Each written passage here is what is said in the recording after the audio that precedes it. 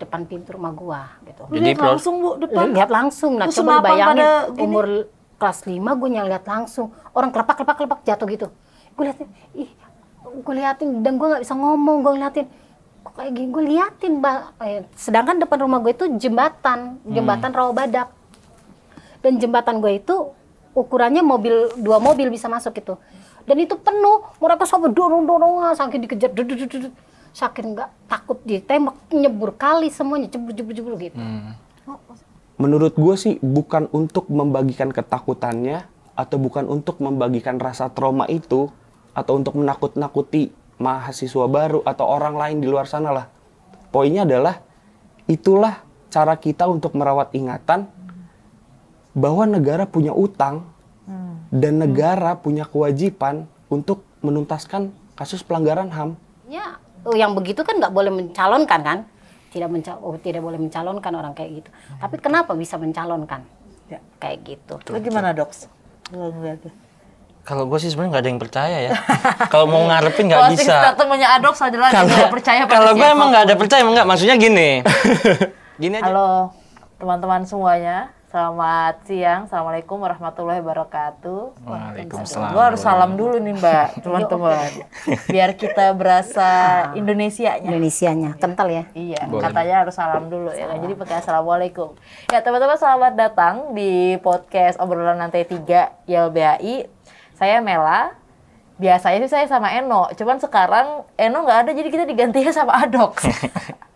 Ada Adox dari Kontras yang kita udah tahu lah ya, kalau misalnya kita ngobrol sama Adox sama teman-teman Kontras, kita akan ngomongin apa gitu. Apalagi ini bulan September, yang ini juga nanti akan kita keluarkan videonya di bulan September tentang September hitam. Makanya Adox pakai baju hitam. Gue ini sebenarnya mau pakai salah kostum kita ya. Nggak, sebenarnya gue mau pakai warna hitam. Cuman kok kayaknya jadi kayak nggak ngomong ya. Jadi gue mah emang kaos gue hitam semua kayaknya. Coba Mas, kalau Mas dia dibuka ini bajunya juga warna hitam dia. Kalau gue darahnya aja lah Bu yang hitam. Iya ya. Maksudnya. Jadi ini sebenarnya gue nggak mau pakai baju hitam gitu ya, biar tidak terlalu suram-suram amat, karena kita sudah punya sejarah yang sangat suram sekali. Benar. Walaupun sebenarnya nggak ngomongin sejarah masa lalu aja kan September hitam kan, tapi kita juga ngomongin apa yang terjadi saat ini. Banyak lah, misalnya video-video terakhir deh soal Rempang, itu kan juga di bulan September ini. Belum lagi tadi lu bilang Dok di Lampung yang sampai petani tuh dia diinjak kakinya. Diinjak kepalanya sama polisi. Maksudnya kondisi-kondisi seperti itu di bulan September tuh kayak menambah deretan panjang kasus-kasus itu gitu kan ya. Nah, teman-teman ini udah ada Adox, tadi gue udah ceritain nih Adox dari Kontras, Adox. Terus ada Mbak Eri bisa halo, aku Eli dari keluarga korban Tanjung Priuk, anggota dari IKOI juga. Terima kasih. Lalu ada juga Mas Dio, teman-teman. Halo semuanya, saya Dio dari Senat Mahasiswa Fakultas Hukum Unikat Majaya. Oke, masih mahasiswa teman-teman. Cuman memang teman-teman mahasiswa sekarang itu ternyata punya kepekaan yang lebih. Kalau dibilang Gen Z atau pokoknya mahasiswa zaman sekarang gitu ya, yang katanya mereka bodoh amat gitu kan, yang katanya mereka nggak punya kepekaan, itu ternyata ya masih ada kok orang-orang yang sebenarnya juga terus berjuang. Nah khususnya kalau misalnya Mas Dio dari Atmajaya di Senat kan juga pasti banyak juga ngomongin soal September hitam kan Mas ya. Kontras apalagi, mungkin kita bisa dengerin dulu dari Adox nih soal apa sih Dox, masalah September hitam gitu-gitu lah Dox. Kayak gue paling ngerti ya. Seenggaknya gimana ya, sebenarnya kalau kita lihat ya, kalau misalkan di Kontras juga sebenarnya emang setiap September kita juga emang memperingati gitu. Setiap September itu ada namanya September hitam, memang selalu diperingati setiap tahunnya gitu. Jadi ada beberapa kasus-kasus pelanggaran HAM berat masa lalu itu yang memang terjadi di bulan September gitu. Sebenarnya nggak cuman kejadian pelanggaran HAM berat masa lalu doang gitu, tapi juga tindakan-tindakan kekerasan terhadap kemanusiaan itu banyak juga terjadi di bulan September. Contohnya kayak misalkan di tanggal 7 ada peristiwa pembunuhan Munir, terus kemudian di tanggal 12 ada kasus Tanjung Priuk 1984, terus kemudian ada juga waktu tanggal 24 September juga ada kasus Semanggi 2 yang dimana juga mahasiswa-mahasiswa di Jakarta, terus mahasiswa di Medan, Lampung itu juga nyuarain mengenai RUU PKB dulu ya kan, penanggulangan bahaya gitu waktu zaman 1998 dulu gitu. Dan juga kalau misalkan kita lihat juga di beberapa bulan terakhirnya juga ada banyak kasus-kasus ya kayak misalkan peristiwa 65 gitu. Dan bahkan itu juga kasus-kasus terhadap kekerasan terhadap kemanusiaan itu nggak cuma di masa lalu doang, tapi beberapa tahun terakhir, contohnya kayak reformasi di korupsi, sehingga terus abis itu waktu itu kalau nggak salah banyak juga ya, maksudnya yang meninggal yang jadi korban, kayak teman-teman kita Kendari, ya gitu betul, ya. Kendari yang Universitas Halu Oleo, si Randi sama Yusuf, terus ada beberapa pelajar dan juga masyarakat sipil 3 orang di Jakarta gitu dan lain-lain. Ya sebenarnya kurang lebih September Hitam tuh kayak gitu, Mak Mel. Tapi mungkin bisa juga gitu kita juga misalkan merefleksikan setiap September Hitam tuh untuk memperingati gimana kita memperingatkan kepada negara gitu atau kekuasaan bahwasanya jangan sampai ada tindakan-tindakan kekerasan yang berulang gitu. Mungkin kurang lebih kayak gitu tuh kalau misalkan September Hitam. Berarti kayak ini ya, maksudnya reformasi di korupsi itu kan juga bulan September nggak sih? Iya. Udah kuliah belum waktu itu ya? Baru maba, masih maba. Baru maba. Tapi Baru ikut, masuk. Ikut gak sih hype-nya? Maksudnya ikut waktu itu ada demonstrasi yang sangat besar gitu ya. Nggak cuma di Jakarta, itu kan juga ada di beberapa kota-kota besar lah Iya, ya. Nggak betul. cuma kota besar, bahkan di seluruhnya lah, hampir kayaknya pernah ada datanya siapa ya waktu itu? BM kayaknya pernah ngeliris deh. Iya, Lebih ada dari beberapa. 20-an lokasi gitu Iya, kan ya. hampir seluruh kota di wilayah Indonesia juga yang sebelum-sebelumnya kan maksudnya emang waktu reformasi di korupsi itu kan sebelumnya emang belum ada tuh. Ada sejarah-sejarah lagi orang-orang demo semua kota juga turun, mahasiswa, masyarakat sipilnya. Terakhir juga waktu 98 mungkin ya gitu. Makanya gue juga waktu itu ada pernah siapa gitu cerita kalau ternyata gerakan-gerakan masyarakat sipil di Indonesia itu memang sering terjadinya perubahannya itu adalah setiap 20 tahun sekali gitu. Gitu. Kayak misalkan 65 atau sebelumnya juga 45 terus habis itu Malari. Terus habis itu 98, terus akhirnya kemarin 2019. 2018. Iya, ya kurang lebih 20 tahun lah perkiraannya. Kalau Tanjung Priok tahun berapa, Bu? 84. 84. 84 Tanjung Priok. 84. Waktu itu aku masih kecil kayaknya gue deh. Gue emang waktu itu kejadian itu gue kalau nggak salah kelas 5. 5 SD. Kelas 5 SD. Apa ini lanjut ke Priuk nih? Ya. Priok boleh nih, Bu, ceritain, Bu. 84 Gimana belum tuh? lahir soalnya. Kan 1984 nih. Ini gue juga 2000 sebenarnya. Belum pada lahir kan? Belum ada Berarti yang masih, lahir. masih karena lu udah tua, Kalau- setengah abad kan. Pasti lu belum pada lahir, udah gue ceritain nih. Iya. Waktu itu kan kejadiannya tuh gara-garanya orang naruh pamflet ya. Heeh. Pamfletnya itu macam-macam, ngajak pengajian lah, ngajak ini lah, ngajak ini. Jadi itu Babinsa tuh masuk ke dalam musola, bukan masjid, musola, dengan pakai sepatu ngerobekin pamflet itu gitu. Nah masyarakat di situ kan nggak suka dia masuk ke dalam tempat ibadah pakai sepatu. Iya benar. Udah itu disiram lagi pakai air got. Pamfletnya itu biar rusak lah pamfletnya gitu. Nah akhirnya kan di besoknya dia datang diserbu lah sama warga situ. Kebetulan ada 4 orang teman kita yang sudah islah ya, ngamanin dia, tapi bukan yang ngamanin dia masukin ke kantor polisi, tapi ngamanin ke kantor pos gitu loh, kantor pos keamanan. Diamanin biar nggak dihajar Babinsa ini gitu. Nah setelah itu 2 hari kemudian yang 4 ini malah ditangkep gitu Babinsanya, padahal dia udah ngamanin nih orang ini, malah 4 ini ditangkep. Oh, ditangkap gara-gara padahal ngamanin untuk biar nggak iya, biar dipukul nggak massa. dipukul massa banyak kan.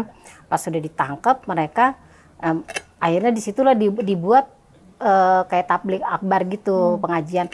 Nah posisi panggungnya itu kayak rumah gua dari, nah itulah pertigaan di situ. Rumah gua di sini, pertigaan di situ, dibikin panggung gitu.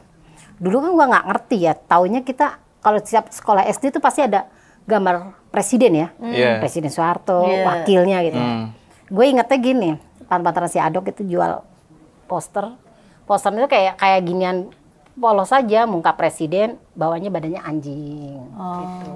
Jadi dirantein, yang megang babaliong kayak gitu, kayak orang-orang Cina gitu. Jadi disebutnya di situ anjingnya Cina. Nah, gue sempet waktu kecil tuh gue lihat, ih dijual ini apa? Ini bukannya presiden ya? Karena aku masih SD nggak ngerti ya, ini bukan presiden, itu kejadiannya kan pas kita ceramah-ceramah itu habis Isya, ceramah itu mulai. Tapi sebelum ceramah dimulai habis Isya itu jam 4 itu Panser itu, tank baju itu udah berjejer di situ, di jalan Permai itu. Ada berapa puluh gue hitungin. Jadi gue ngomongnya kayak gini sama temen gue, ini kayaknya mobil perang ya katanya, karena kita sering lihat perang-perang Amerika. Ini kayaknya mobil perang, buat apaan di sini berjejer banyak banget gitu. Nah pas ada panggung gitu, kita kan nggak ngerti, masih kecil ya, dikira ada acara apa gitu. Ternyata pas sudah Isya dimulai, anak-anak mudanya jual stiker-stiker segala gitu. Nah mungkin kalau dulu kali wartawannya sedikit kali ya, cuma TPRI zaman dulu ya, safari cuma TPRI doang. Jadi wartawannya ada pada naik ke atas gitu, pada ngerekam-rekam. Nah pas selesai jam-jam 10-an, jam 11 dah, mulai mereka selesai tuh ini ceramah-ceramahnya. Tablik akbar. Kita pecah dua, sebagian ke sana, sebagian ke sini kayak gitu. Itu sempet deh gue ngikut. Kalau gue nggak disuruh pulang sama tetangga, mungkin gue juga jadi korban gitu. Maksudnya jadi korban memang pas itu kenapa tuh Jadi tiba-tiba? kan kita kan pecah, satu ke sana, satu ke Polres kan. Nah gue ngikutin rombongan itu, bawa bapak pulang, anak kecil pulang. Kita nggak ngerti apa tujuannya, orang ini mau kemana gitu. Ngikut aja kita sama-sama teman-teman gitu. Udah agak jauh, disuruh pulang, kebetulan ketemu sama temen tetangga sebelah orang Madura. Pulang kamu, gak anak kecil nggak bisa, ntar ada apa-apa.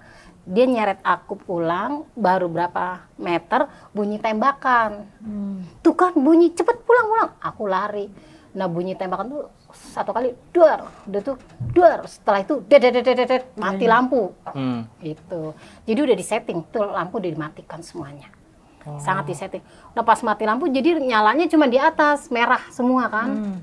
Nah aku pulang di situ. Kalau aku nggak pulang, mungkin aku juga hilang juga gitu. Tapi kalau pikiran aku, pasti temanku banyak yang hilang. Oh itu kayak yang ini juga kalau nggak salah gue waktu itu pernah juga baca Mbak Mel, yang buku yang mereka bilang di sini tidak ada Tuhan.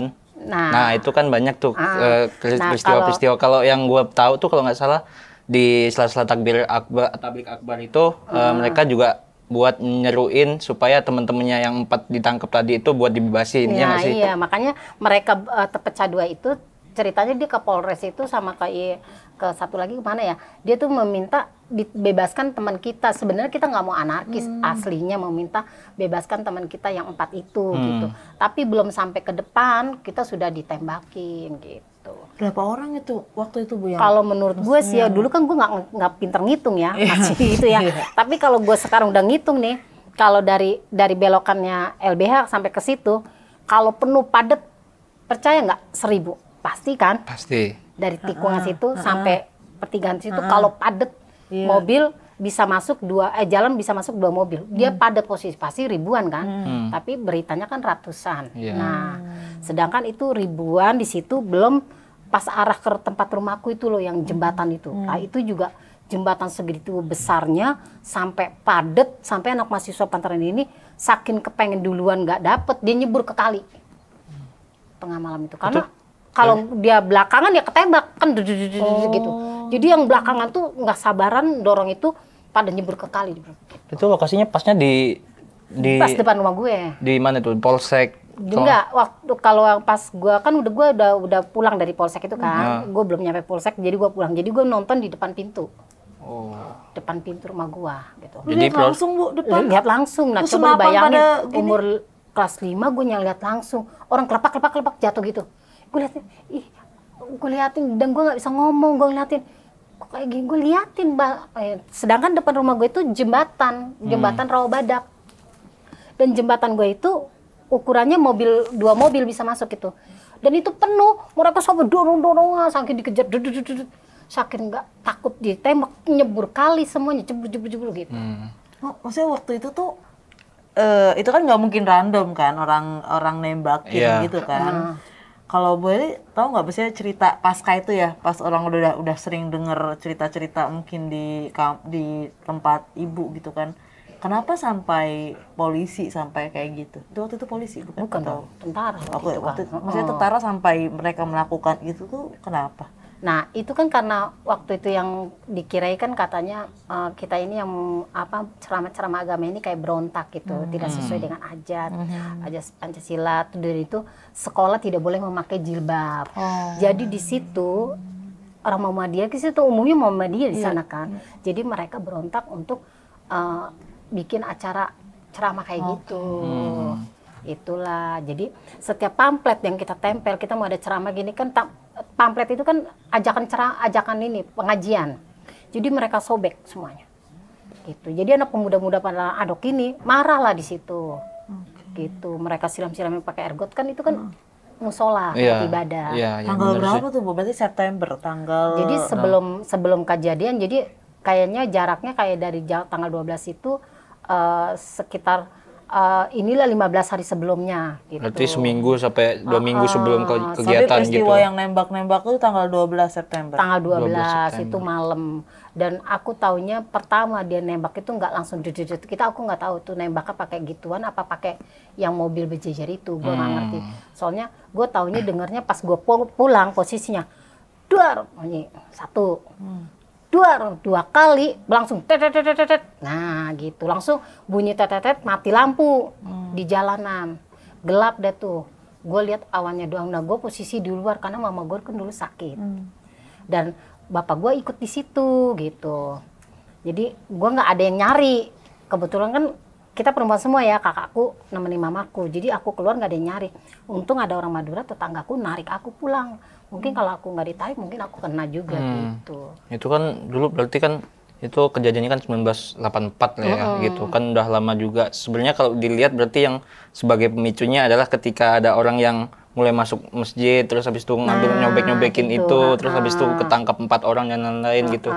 Nah, itu kan kalau misalkan dibawa secara hukumnya berarti ada pemicunya di situ gitu. Iya, Nah, kalau sampai sekarang udah ada apa yang diputus bersalah nggak? Siapa yang akhirnya ternyata pelakunya nah, iya, gitu? makanya jadilah ke pengadilan kita ya, ke Komnas lah, ketemu sama Kontras, kita didampingi dengan Kontras, sampai kita berkas Komnas lari kejaksaan, bentuklah berdiri kita di pengadilan.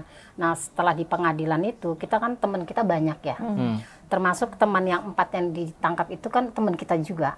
Akhirnya dia islah gitu. Dia menjadi islah karena para pelaku itu mendekati para korban ini gitu, mengiming-imingkan. Jadi kita terpecah. Jadi kita 13 ini tetap menuntut didamping oleh Kontras, dan yang mereka ini ya mereka didamping oleh mereka itu mereka di Mimi dikasih motor Cina waktu itu, zaman itu motor Cina. Tahun berapa tuh? Ya masih 84 masih sih. di tahun itu juga iya, ya waktu gitu. proses itu ya. Kalau nggak salah udah ke 90-an lah. Mereka dikasih motor Cina, terus dikasih kayak model pasir gitu loh, truk untuk usaha pasir mereka gitu. Dekat laut kan, usaha pasir kayak gitu. Jadi teman kita ini kita bertiga ini tetap bersatu, nggak terpengaruh sama mereka gitu. Nah setelah pengadilan kayaknya pinter banget ya aturan mereka. Jadi sebelum pengadilan mereka udah mendekati dulu. Jadi pas pengadilan udah terbentuk, jadi yang udah diislahkan ini mereka memberikan memberikan penjelasan ke pengadilan. Semuanya itu rekayasa semua gitu. Mereka bilang di penjara itu ruangannya AC, terus kasurnya, lah gue juga mau ya kayak begitu ya, daripada gue ngontrak ya. Bayangin aja, AC, kasurnya spring bed, makan enak, gila aja kayak gitu. Iya Siapa juga, gue daripada gelandangan mending masuk penjara, enak ya. Nah waktu itu kan gue juga dengar tuh kalau nggak salah juga sebenarnya pelakunya udah sempet dituntut bersalah gitu, tapi akhirnya bebas gitu itu. Nah itu dia, makanya kita sempet tuh, kita dulu punya Pak Hakim yang baik banget ya, yang benar-benar mendekati kita dulu. Kalau nggak salah Pak Kabul apa Pak Hakimnya dulu, gua nggak ngerti itu, karena yang mendekati dulu kakakku ya, Mbak Yeti yang lebih paham. Nah tapi setelah itu tetap aja kita kalah di situ ya, karena di negeri ini memang duit ya yang main ya. Kalau kita nggak berduit kita tetap kalah lah itu. Akhirnya pelakunya bebas, yang disalahkan ya para penembak yang di depan itu, yang 12 orang yang disebut Mas Cung. Mas Cung itu yang orang 12 itu. Pion-pionnya itu Ah, doang pion-pion yang paling bagian depan. Nah, mereka yang disalahkan. Padahal kan dulu yang memimpin untuk penembakan kan Trisno. Ada komando. Ada komando. Kalau nggak ada komando, gua ngapain nepuk nyamuk kan ya? Iya. Itu. Nah, karena ada komando dia malah dia yang kena gitu. Malah yang ininya nggak kena. Jadi menurut gua ya kita mau diapain lagi ya. Tapi waktu pengadilan mau berjalan tuh kita bicara tentang pemulihan kompensasi pengganti rugi untuk para korban. Di situ sempat dengan Kontras, Indri, terus Bang Amir dari Elsa itu ikut menghitung tentang sampai begadang-begadang menghitung tentang kompensasi karena untuk dibawa ke pengadilan supaya gimana entah akan ada pemulihan untuk para korban gitu. Kan yang kita tahu kan pengadilan setelah itu ada pemulihan ya kan. Nah, setelah pengadilan dijalankan terus kita naik banding, pemulihannya hilang. Berarti pertama sebenarnya udah harusnya dapat Harusnya pemulihan. memang ada kayak gitu, tapi mereka kayaknya jadinya kayak gini, udah ikutin aja lah pengadilan, ntar pemulihannya gampang. Nah, setelah pengadilan selesai, pemulihannya kita nggak dapet gitu. Sampai sekarang, jadi sampai sekarang ini tetap kita keluarga korban yang tadi 13 kan jadi berkurang ya, karena udah pada tua ya, udah pada metong ya, jadi tinggal berapa orang, akhirnya tinggal segelintir ini tetap gue berjalan menuntut. Gue mau kemana aja, mau ke Pemprov lah, kata Pemprov sebenarnya bukan jalur gue, bodo amat, nggak mau jalur mau enggak, yang penting gue minta dukungan ke Pemprov apa ke Komnas, ke mana. Kalau di Komnas bilang sebenarnya gue udah selesai kan kasus lu, berkas sudah gue kirim ke jaksa, tapi gue minta yang pemulihannya karena kita belum selesai gitu loh. Iya, benar-benar. Menurut mereka udah selesai, oke, udah selesai pengadilan karena menurut dia udah selesai, walaupun kalau kita belum adil buat kita, nah kita di pemulihannya dah, kita ngalah dah, biarin pengadilan kelar. Pemulihannya yang kita tuntut gitu sampai sekarang. Nah, yang kita dengar kan Jokowi mengatakan begini, kita akan memberikan pemulihan untuk yang belum diadili, yang sudah diadili seperti Priuk, Abipura, Timur Leste itu nggak bisa. Nah, kita tetap dong bersikeras, nggak bisa dong kayak gitu. Padahal udah diadilin juga begitu Iya, hasilnya. harusnya justru malah mereka yang harusnya jadi prioritas karena udah ada pengadilan, Udah ada proses. terus habis itu harus ada pemulihan, justru mereka yang harus dapat duluan Kan kan. itu ada Undang-Undang 26 2000 kan buat Iya. apa kan kata pemulihan kok nggak dibuat. Gue ngikutin peraturan pengadilan kayak begini. Lu dah selesai. Mau adil mau enggak, pokoknya ketok palu udah kelar. Ya kita para korban diem, menurut. Tapi kalau pemulihan nggak di ini kan nggak beres sama pemerintah kayak gitu. Dia nggak menepati janji kan. Betul. Nah makanya sampai kapanpun tetap kita ini, walaupun kita tinggal sedikit ya. Walaupun katanya itu udah masa lalu, udah ini, mau masa lalu mau apa, tetap kita jalanin. Jangan dilewatkan masa lalu, bahkan sampai sekarang September mulai lagi ada. Iya. Nah itu makanya masa lalu itu jangan dihilangkan. Lihat yang kedepannya seperti apa, nanti jangan dibuat sama pemerintah seperti masa lalu lagi nanti pengadilannya. Nah itu makanya kita bersama-sama teman-teman aktivis, apa lembaga, kita dorong semua lembaga ini, apa kasus ini supaya jangan sampai terjadi lagi seperti kasus Tanjung Priok. Supaya nggak ada keberulangan lagi tindak kekerasan. Kekerasannya, terus keadilannya di pengadilannya juga. Betul. Kalau gue bilang itu pengadilannya bohongan.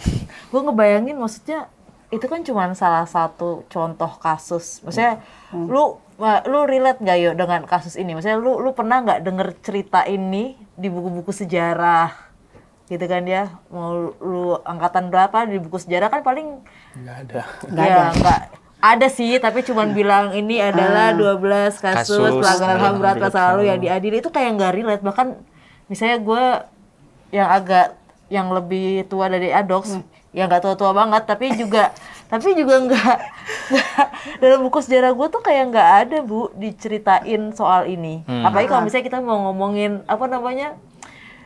hasil sidang, misalnya proses sidangnya itu bagaimana, siapa tokoh utamanya gitu kan. Ya gue nggak relate aja, kayak ini cuma satu contoh kasus yang kita bisa ngebayangin gimana khawatirnya orang saat itu ngelihat peluru tiba-tiba langsung ngasal gitu aja kan. Oh bayangin loh, pagi-pagi anak-anak segede gini kan, di zaman dulu kan Priuk itu pakai drumnya drum yang besi itu ya, yang drum tinggi buat? segitu. Yang buat ngisi-ngisi penampungan air. Oh, air, Ngisi iya, air Kan tuh. air asin ya, jadi kita harus membeli air tawar kan. Iya. Setiap rumah orang itu kan ada penjualan rumah itu. Jadi kita punya penampung itu. Untuk penampungan kita itu lagi pada kosong. Pagi-pagi gue lihat semuanya ada orang di dalam room itu. Pada sembunyi itu. Sembunyi di situ. Ditanya dari mana? Dari Makassar. Ditanya dari mana? Dari Aceh. Mahasiswa. Pada gini. Akhirnya sama kakak gue masuk aja lewat belakang. Kita kasih makan, mereka kesian kan. Dan itu posisi abis penembakan itu 3 hari atau 4 hari kita nggak boleh keluar. Itu lebih parah lagi. Setiap pintu gue buka itu ada polisi yang bentuk topinya tuh kayak ada kotak kayak gini, kayak model Jepang gitu loh. Oh, yang di depannya kayak kupluk helm terus belakangnya ada apa? Ada gini loh, ada ada kainnya, ada begini. kainnya di belakang. Iya. Gue pas gue buka, namanya gue kan orangnya orang bandel banget ya gue. Kelas 5 SD loh itu, Bu. Kelas 5 SD itu. Iya, gue buka pintu, kata mama gue, jangan keluar, itu ada, biarin aja gue buka. Gue tanya dia, ngapain Pak? Gue gituin. Dia satu rumah ada dia pakai ini. Masuk, kata gitu. Gue suruh masuk. Dan itu di jalanan itu banyak apa barang-barang yang geletakan dari barang-barang yang toko-toko lah gitu. Gue nggak ngerti ya. Itu kita 4 hari dijaga mereka. Jadi setiap rumahnya itu emang benar-benar dijagain sama Jadi teman. setiap rumah itu, duh anak gue hilang nih, gue cari. Yang nyari orang laki ya. Kagak balik yang nyari. Besok lagi, lah kok yang nyari nggak balik? Gue samperin deh, nggak balik lagi. Akhirnya lama-lama setiap penduduk situ yang lakinya habis. Akhirnya PRT bilangin, stop jangan dicari, udah habis, kita tinggal perempuan semua. Tuh. Oh, jadi proses banyak penangkapan itu berawalnya juga dari situ. Iya, jadi ada orang yang ketembak, mereka bawa ke rumah sakit manapun, rumah sakit itu tuh udah di booking semuanya, tidak boleh dibuka. Selain RSPAD. Jadi mau nggak mau kita bawa dong ke RSPAD kan. Nah akhirnya nggak bisa keluar. Oke. Gitu, udah setting semuanya mereka. Dan pagi-pagi itu udah bersih. Darah itu disemprot sama blambir.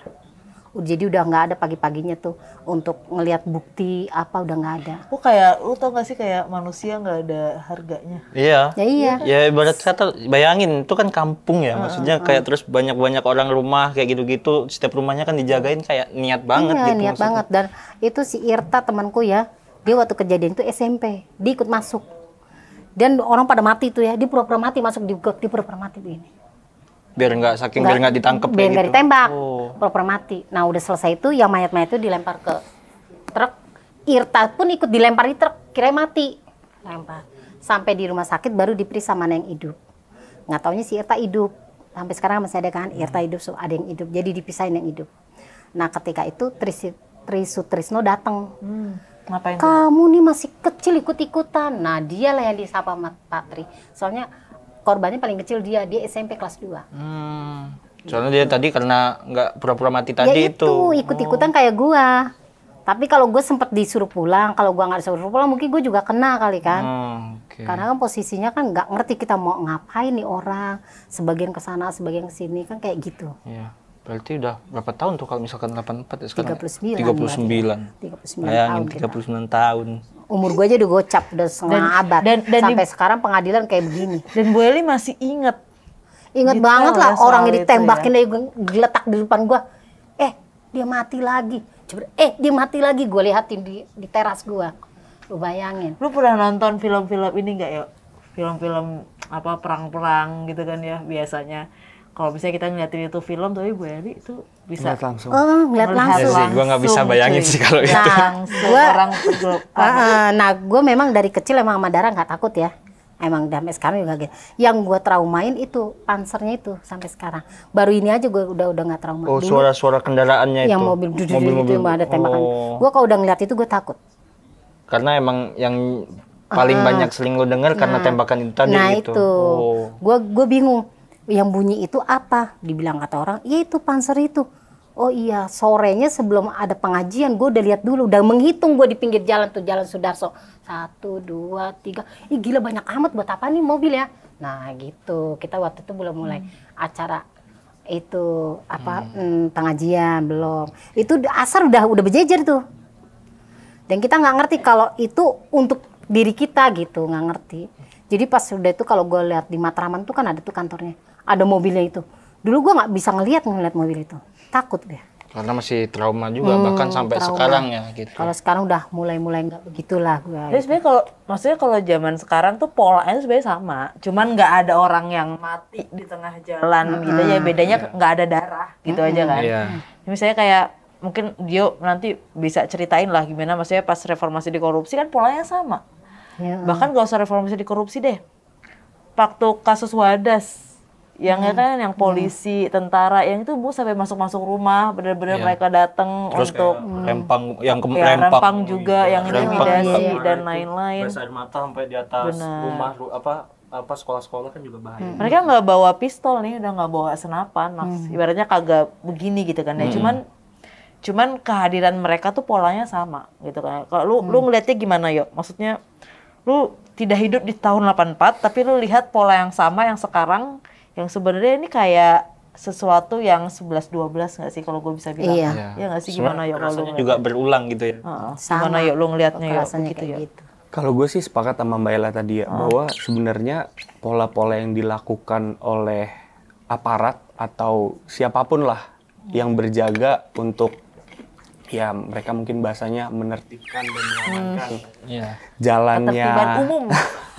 jalannya suatu aksi, demonstrasi atau yang lain sebagainya, kayaknya memang pola-pola yang dipakai ya masih seperti itu. Terbukti ya ya tadi dibilang Mbak Ella udah disebutin juga beberapa kasus ke belakang beberapa tahun belakangan ini, mulai dari 2019 yang eskalasinya kan itu tadi Mas Adok juga bilang itulah salah satu eskalasi mahasiswa yang terbesar lah mungkin dalam 10 tahun ke belakang kan. Dari mana mahasiswa dari luar kota pun, dari Pulau Jawa pun datang ke Senayan. Nah, hal-hal seperti ini sebenarnya sih yang perlu dipertanyakan gitu loh. Sudah ada bukti di masa lalu bahwa SOP mereka tuh kayaknya ada yang salah deh. Kayak lu harusnya tuh abis ini ngapain gitu, itu Oke. ada yang salah ya.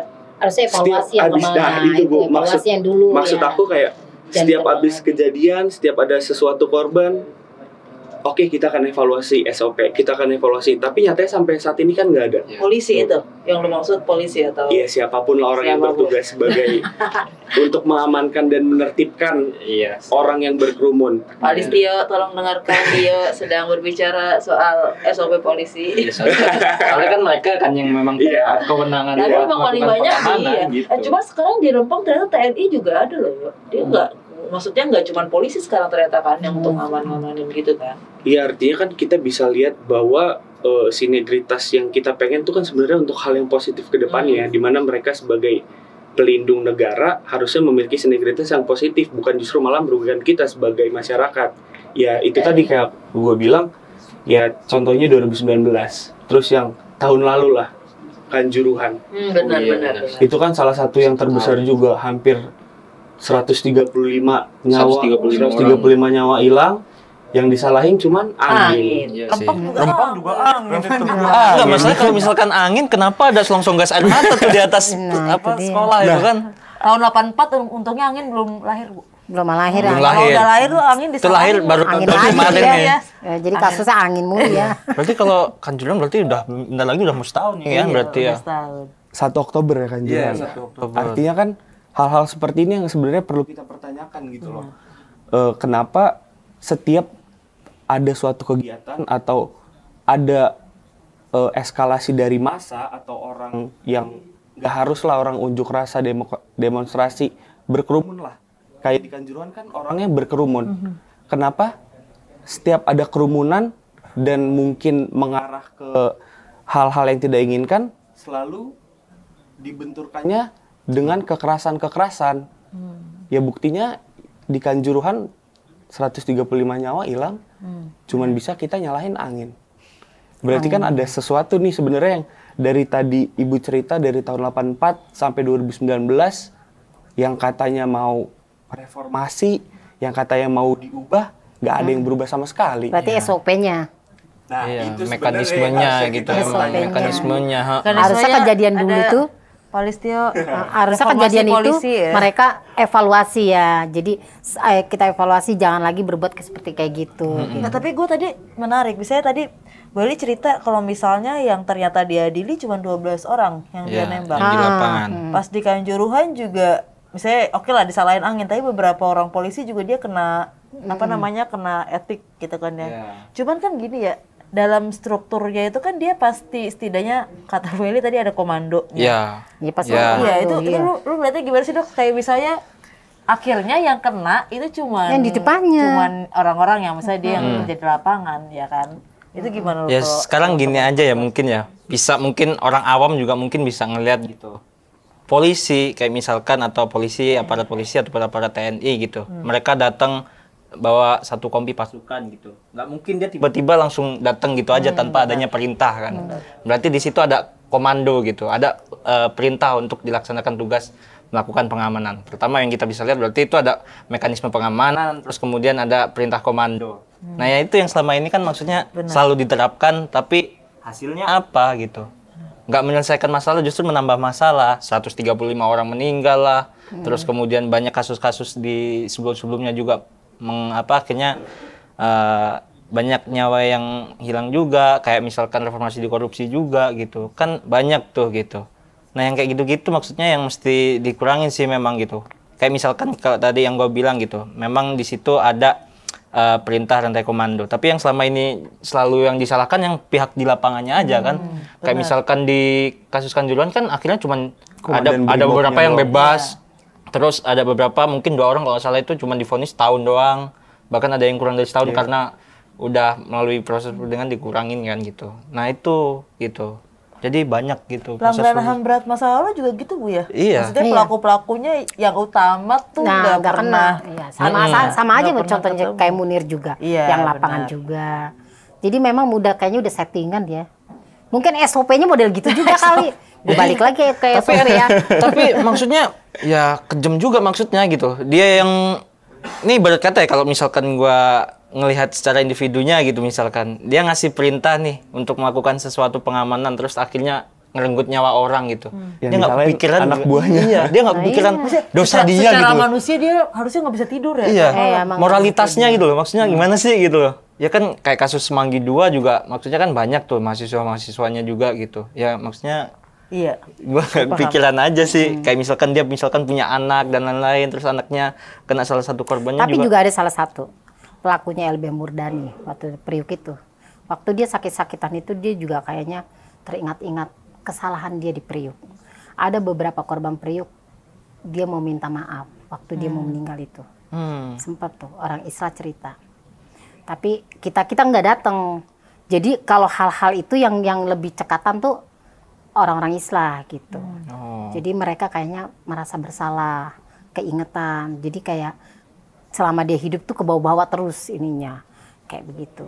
Jadi pernah dia mau meninggal itu dia minta maaf sama korban Priuk, tapi bukan di anggota kita tapi anggota anak Islam. Kalau negara Bu pernah nggak minta maaf?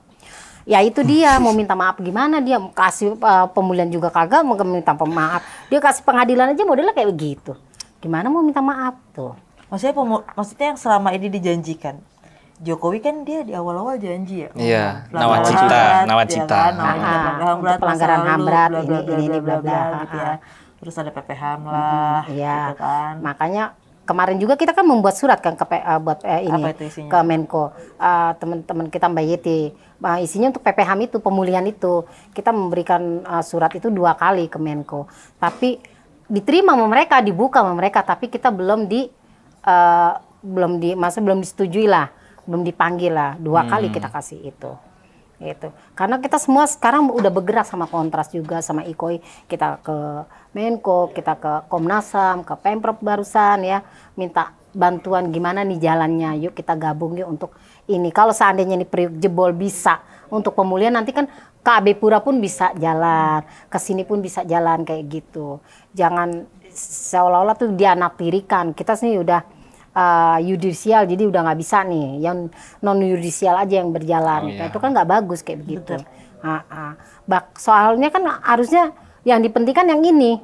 Mereka kan pertanggungjawaban pemulihan masih ada. Jangan mendengarkan ketok palu pengadilan udah kelar terus mereka udah selesai, abaikan. Nggak bisa begitu. Harusnya sebelum mereka ngasih yang belum pengadilan, yang ini dulu selesaikan. Ya, betul. Nah ini jadi contoh buat mereka. Berarti mereka tanggung jawab walaupun pengadilan kelar. Tanggung jawab untuk beri, baru yang selebihnya gitu.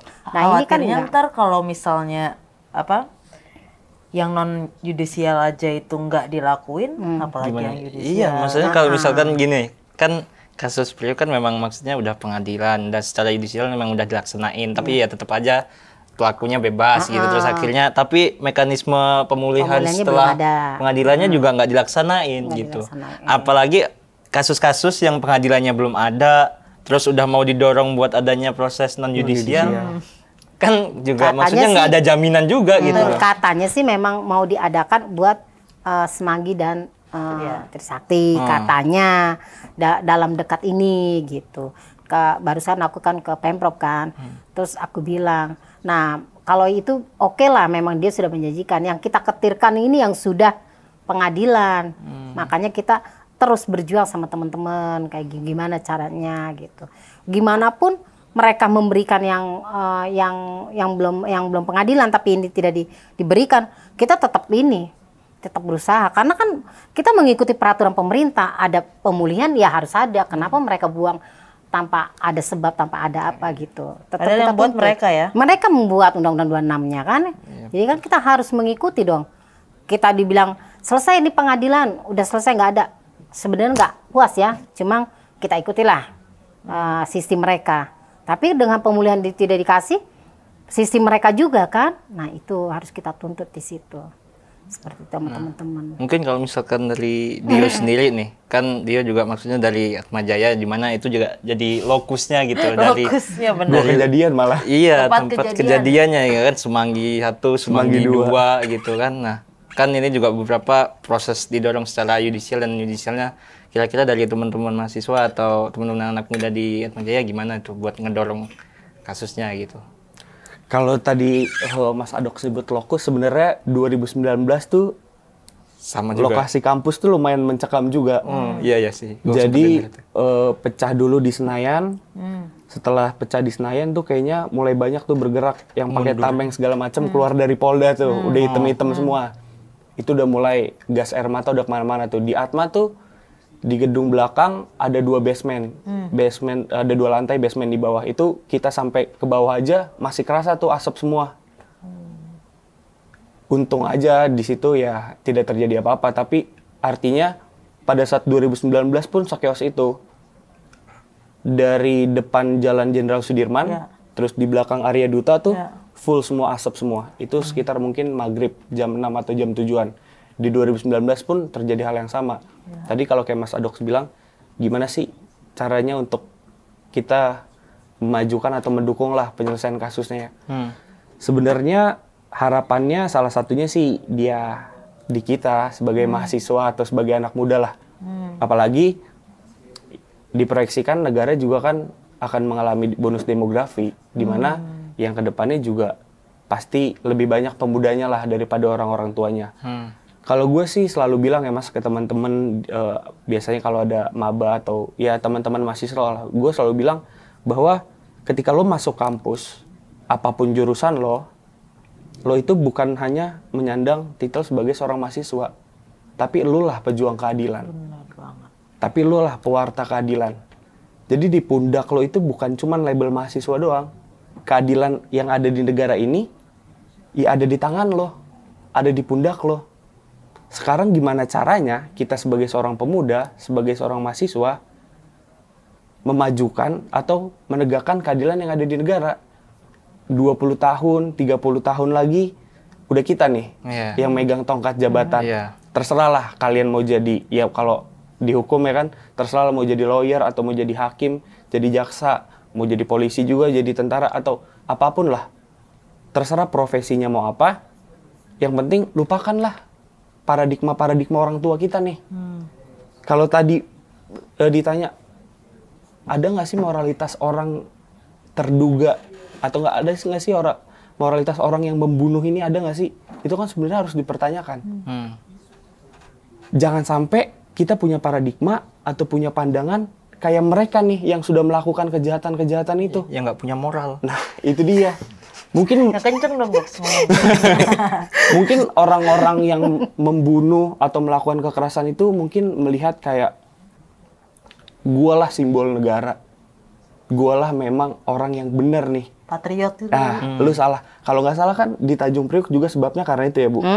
Karena ya kesakralan Pancasila itulah kan, Bu. Nah, artinya mungkin karena mereka menganggap dirinya negara, mereka menganggap dirinya representasi undang-undang, menjalankan hukum dan segala macam. Jadi mereka ngelihat kita juga orang-orang yang bersuara ini sebagai musuh. Sehingga ketika mereka diperhadapkan dengan kita, yang ada di pikiran mereka mungkin gimana ya caranya supaya mereka bisa dipukul mundur. Gimana ya mereka caranya supaya bisa dilumpuhkan atau apapun itulah. Ya makanya terjadilah kekerasan-kekerasan sampai bahkan hilang nyawa.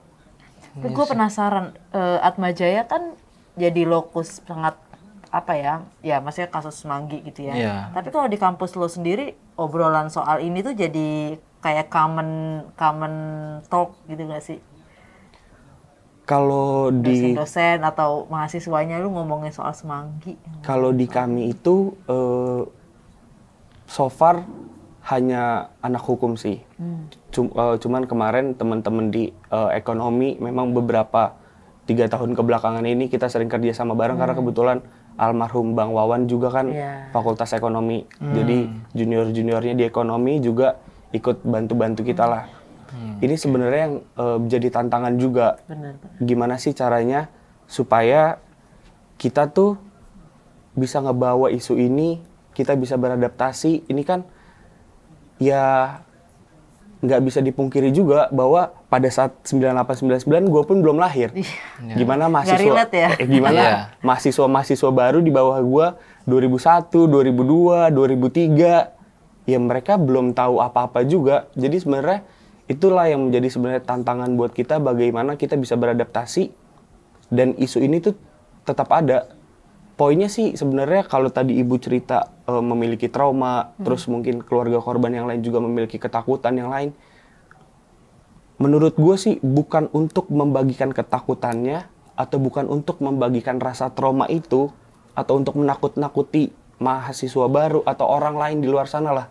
Poinnya adalah itulah cara kita untuk merawat ingatan bahwa negara punya utang dan negara punya kewajiban untuk menuntaskan kasus pelanggaran HAM. Poinnya bukan kita ngomongin masalah Tanjung Priok, kita ngomongin soal 98, 65, penembakan misterius, terus Talang Sari dan segala macam. Poinnya bukan untuk kita menakut-nakuti orang nih. Tapi kita memang harus menyebarkan ini agar semua orang bisa melihat dan mengingat terus bahwa negara pernah loh sekejam ini sama masyarakatnya. Iya, betul. Membangun kesadaran. Iya. Negara pernah loh melakukan hal-hal yang di luar nalar kita kepada warganya sendiri. Dan mereka mungkin melakukan itu atas nama negara. Kayak aksi Kamisan tuh kan udah berapa ratus kali diadakan ya kan? 788 ya kan? Tepat di depan istana ya kan? Setiap hari Kamis. Maksudnya itu juga salah satu cara bagaimana kita mengajak lebih banyak orang lagi yang kemudian hadir. Dan ingatan soal peristiwa itu tuh ada. Maksudnya tidak untuk membuka luka, tapi gue sepakat tadi sama Dio. Sebenarnya kita untuk, ini tuh kayak remind ke pemerintah kalau lo tuh masih punya utang, ya kan? Masih banyak banget PR yang belum lo kerjain, gitu kan? Dari mulai tadi Bu, masalah pemulihannya, tuntutan hutang ya. Tuntutannya, apalagi maksudnya banyak gitu ya, proses-proses penyelidikan pada kasus pelanggaran HAM berat yang ternyata juga tidak sampai pada proses pengadilan gitu ya, atau yang sudah sampai pengadilan tapi ternyata pelakunya juga tidak ditemukan siapa sebenarnya otak-otaknya ini ya kan, yang ada cuma pelaku di lapangannya aja, dalangnya malah nggak kena. Gue sepakat tuh kalau misalkan yang dia omongin dia itu tadi gitu. Nah ya sebenarnya kan yang selalu kita ingatkan supaya nggak ada keberulangan, terus habis itu negara juga selalu kita ingatkan supaya karena mereka punya utang nih gitu. Nah kalau misalkan kita ngeliat situasi hari ini nih, yang gimana keberulangan kekerasannya tetap ada, terus sifat-sifat ketika orang menyuarakan haknya kayak misalkan di Rempang atau di Wadas tetap mengalami hal yang serupa gitu ya kan, maksudnya dalam hal itu nggak ada yang berubah nih prosesnya gitu. Jadi harusnya kita memang tetap terus ngelawan terus gitu, merawat ingat tadi gitu. Kalau misalkan anak-anak muda ngerasa itu nggak relevan, justru inilah titik baliknya gitu. Ini relevan ini gitu. Karena hari ini terjadi gitu. mungkin teman-teman di Rempang juga mungkin belum tentu mereka bakal menyuarakan itu kalau misalkan mereka juga nggak mengalami hal yang sama gitu. Karena udah mengalami hal sama, ya akhirnya mereka membangun solidaritas itu. Sepakat. Gitu. Jangan sampai kita jadi korban dulu, baru kita merasa. Iya, betul. Benar. Karena ternyata kita nggak pernah ngebayangin gitu ya, kalau misalnya kasus di Priok, kasus-kasus pelanggaran HAM berat masa lalu punya pola yang hampir sama dengan yang terjadi sekarang. Kalau misalnya dulu gue waktu masih di LBH Jogja nggak pernah bisa membayangkan bahwa kasus Wadas akan seperti itu, ya kan? Atau misalnya kita yang tiba-tiba dapat kabar bahwa di Rempang langsung jadi PSN, terus tiba-tiba kan kalau bisa jadi PSN itu aparat negara semuanya bisa langsung masuk, ya. Maksudnya sedemikiannya aksi massa demonstrasi waktu itu juga direpresi habis-habisan, ya kan? Oke lah, misalnya orang bilang, lu anarkis, lalu liatin aja aksi Kamisan yang setiap hari Kamis dilakukan dengan sangat santun, kalau gue bisa bilang ya, sangat santun sekali, sangat sopan sekali. Itu juga negara tidak pernah mendengar, terus kita mau ngapain? Nah, itu makanya dia. itu. Terus kita mau ngapain, Bu? Mau ngapain? Ya kan? Kita diam aja begitu, ya kan? Keras juga, malah dia malah Lebih keras lagi dia. Lebih berbahaya lagi. Makanya bingung kan melihatnya pemerintah itu seperti apa. Tapi kalau yang aku lihat ya, dari mulai zamannya rejim Soeharto ada kasus. Setiap gantian presiden ya adalah yang enggak ya. Kayak SBY juga ada kasus yang entah di Aceh apa di ini kan. Nah sekarang Jokowi juga ada. Kayaknya setiap penggantian pemerintah tuh pasti ada ya gitu. Sekarang Bu ngomongin begitu kita mau pemilu. Nah, Gimana Bu calon-calon presidennya nih? Kan ada Iya. tiga nih ya Bu ya. Nih ada Pak Ganjar, ada Pak Prabowo, terus ada satu lagi Anies. kalau Selain Prabowo deh, yang lain dulu deh, Prabowo terakhir. ya, kalau aku mah kayak gini aja. Kalau masalah presiden tuh siapa aja ya. Yang penting tangannya yang tidak berdarah gitu loh. Yang tidak pernah ada masalah dengan rakyat gitu. Yang benar-benar pikirannya ke rakyat, mementingkan kehidupannya rakyat. Nah, seperti kayak gitu. Tapi kalau pemerintahnya memikirkan untuk diri dia sendiri, ya kita balik lagi. Pasti akan ada kasus seperti begini lagi. Seperti itu. Tapi kalau catatan untuk presiden selanjutnya terkait penanganan pelanggaran HAM, khususnya pelanggaran HAM berat, Walaupun masa belum lalu tahu ya. tuh misalkan siapapun yang Siapapun presidennya. lah Belum itu. fix ya, belum fix. Iya, maksudnya nggak tahu tuh misalkan presidennya siapa, tapi gimana? Ada catatan nggak Bu? Ada misalnya dia udah pernah kena pelanggaran HAM gitu. Ya maksudnya siapa aja ya besok yang jadi presiden soal pelanggaran HAM berat ini harusnya lu ngapain sih sebagai presiden terhadap kasus Gitu. ini? Kalau misalnya dia dia menjadikan presiden gitu ya pasti kan kita sebagai keluarga korban juga meminta seperti waktu zamannya Jokowi ya, meminta apa sih yang belum dikerjakan oleh presiden yang dulu. Nah kita menuntut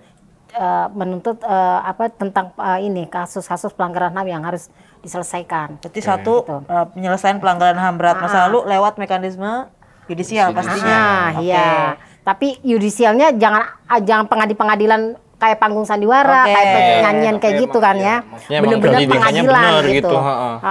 Kayaknya pengadilan Priok itu disetting, asli disetting. Orang masuk tentara pada pakai senjata emang kan nggak ada peraturannya kan.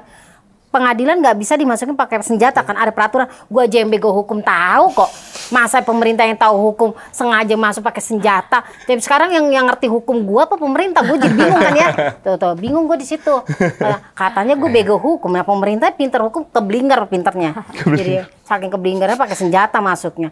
Sampai tuh korban masuk aja nggak bisa loh. Gua sampai dengernya pakai speakernya dikecilin lagi. Yalah hakim yang nggak bisa. Sampai kita begini, pintu ditutup sama tentara semuanya. Yang mau diadilin tentara apa kita? Ya. Jadi Pak Presiden siapapun nanti yang akan jadi. Kalau didengerin Pak Jokowi itulah gue nggak demennya pemerintah kayak gitu. Mau Jokowi siapa yang dengerin? Gue nggak demennya kayak gitu pengadilan. Kalau pengadilan bener pengadilan ada nyanyiannya lagunya apa tuh pengadilan panggung sandiwara ya. Nah itu bener tuh. Dunia panggung sandiwara. Itu panggung sandiwara. Pengadilannya juga panggung sandiwara. Iya. Kalau bener-bener pengadilan tentaranya itu keluar gitu. Yang dimasukin itu adalah korbannya, pelakunya. Nah kita saksinya, bukan saksinya tentara. Kita masuk aja kagak boleh. Nah itu maksudnya. Lalu gimana yuk ngeliatnya? Sebagai generasi zaman sekarang, lu baru pertama milih kan? Enggak lah. Udah. Tidak semudah itu ternyata saudara-saudara. Baby face masih ya. Iya kayak bayi sih, kayak bayi. Gimana lu? Lu besok kan, gua nggak tahu sih lu mau nyoblos atau terserah. Cuman bagaimana statement lu soal ini? Kalau kami sih di Fakultas Hukum Atmajaya, terutama kami di Senat, selama menuju periode pemilu ini, pesta demokrasi ini, yang kami kawal adalah satu, yaitu menguji komitmen kemanusiaan. Jadi sama seperti Bu tadi, siapapun presidennya, yang penting itu adalah komitmen kemanusiaan. Iya. Kalau dari gua pribadi, secara pandangan gua tidak peduli mau itu terduga pelanggar HAM, mau itu siapapun lah yang pernah melakukan pelanggaran HAM berat, ataupun mereka yang melanggengkan impunitas, atau mereka yang diem saja ketika berkuasa terhadap isu-isu kemanusiaan, atau justru mereka yang menciptakan pelanggaran hak asasi manusia yang baru di skup yang lebih kecil, gue nggak terlalu peduli lah soal itu. Apapun, mau itu pelanggar, mau itu yang melanggengkan impunitas, mau itu yang membuat pelanggaran HAM dengan skup lebih kecil, kalian semua sama aja. Kalau tadi di-mention bahwa jangan pilih tangan berdarah, kita pilihlah orang yang bisa mengobati darah itu. Jadi kalau misalkan, oke, isunya mungkin besar ya, isu tentang kemanusiaan, dan terbukti dari 2014, 2019, sekarang dibawa lagi, tapi orang yang bawa selama ini berkuasa juga nggak bisa berbuat apa-apa. Artinya, apapun itu tentang kemanusiaan, gue percaya pilihlah mereka. Jadi nggak peduli, kalau misalkan sekarang dibilang, oh kalau kita ngomongin kemanusiaan, kita tahu nih satu hal. Kita tahu nih satu orang, siapa yang terlibat di dalam itu. Menurut gue nggak sesimpel siapa yang terlibat, tapi yang mendiamkan pun, yang tidak berbuat apapun untuk kasus pelanggaran HAM, terutama mereka mungkin yang selama 10 tahun kebelakangan ini berkuasa, mereka diam, tidak hak-hak korban tidak dipenuhi, pelanggaran HAM berat tidak diselesaikan, mereka sama aja.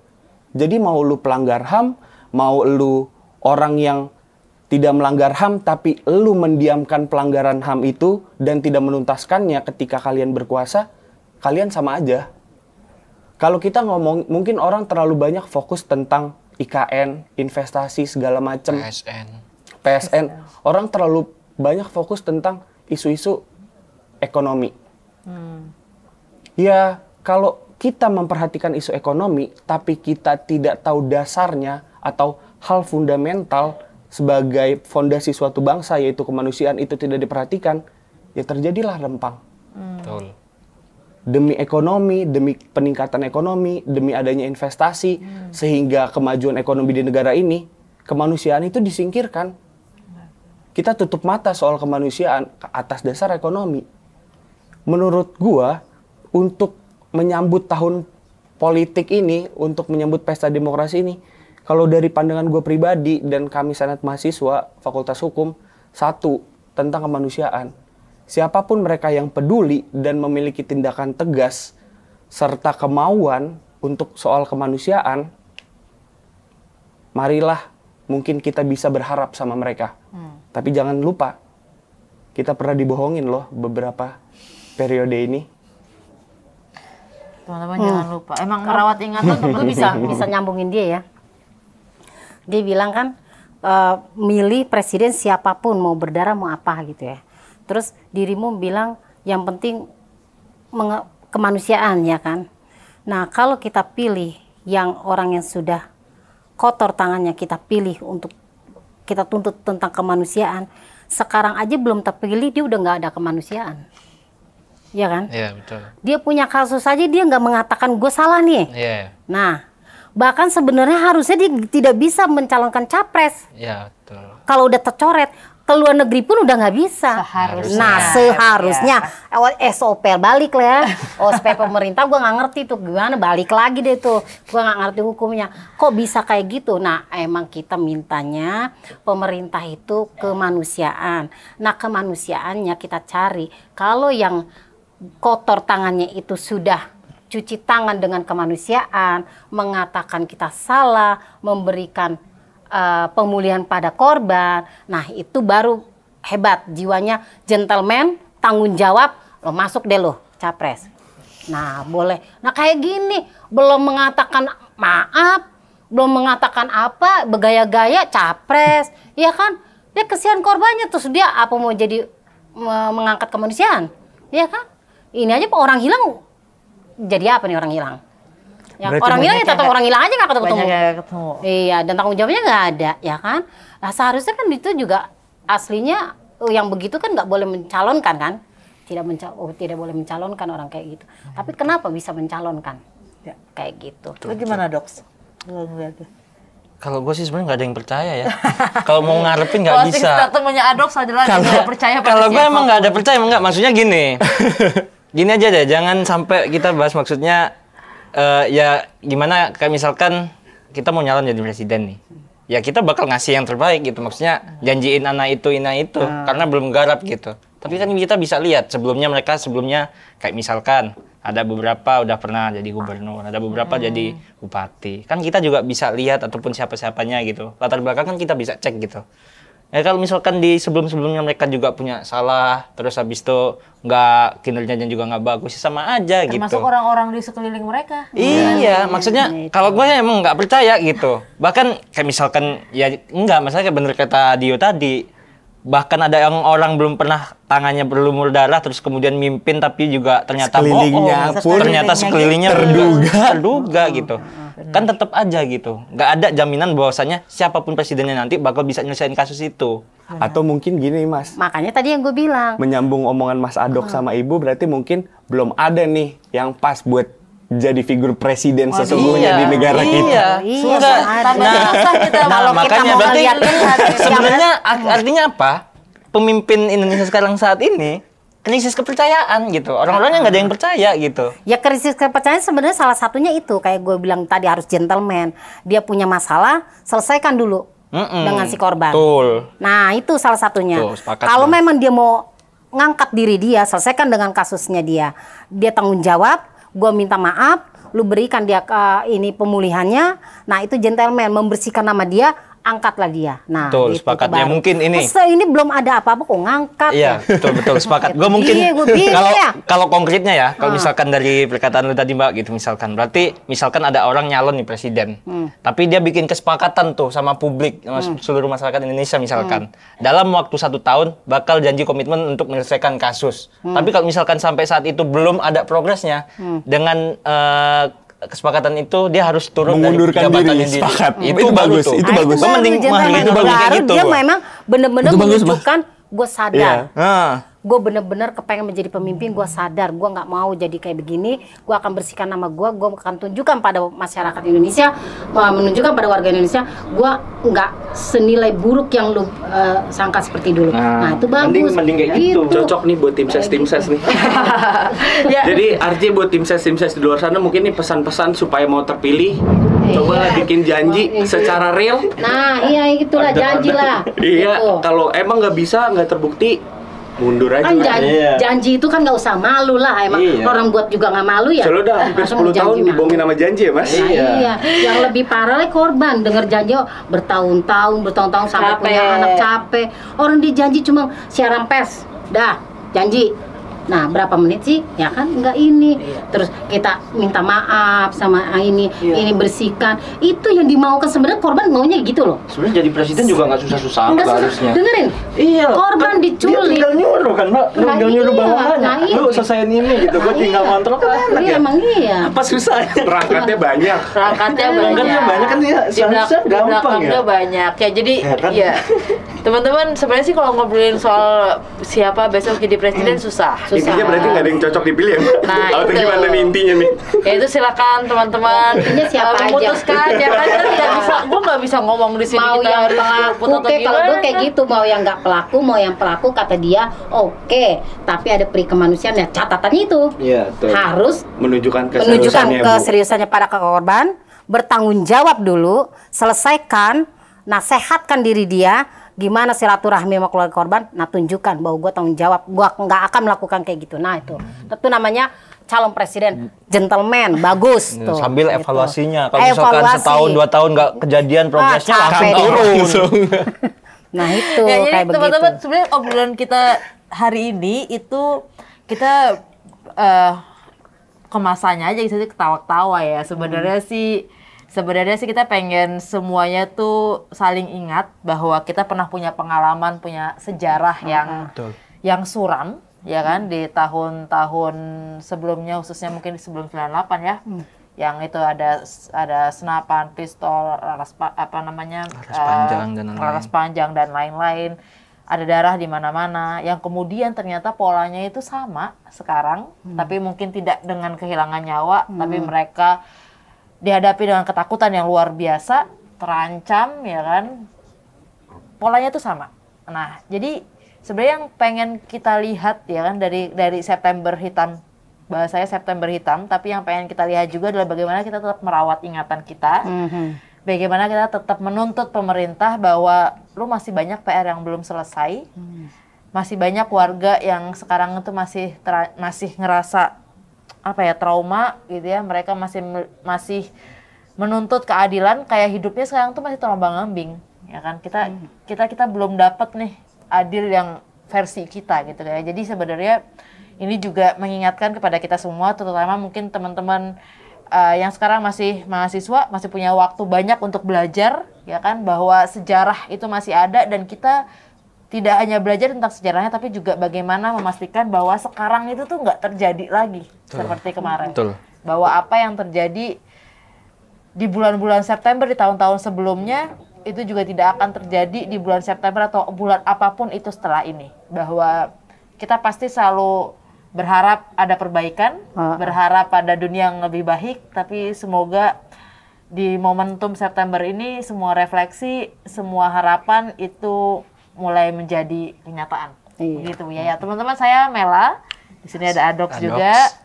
Aku Eli. Ada Mas Dio.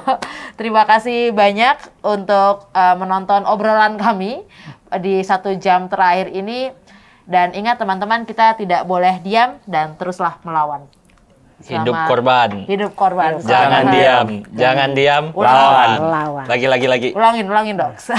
Hidup korban. Jangan diam, lawan. Mantap. Selamat sore teman-teman semuanya. Terima kasih Bu. Sama-sama. Terima kasih yo. Mbak. Tapi emang mahasiswa zaman sekarang tuh emang harus banyak digituin.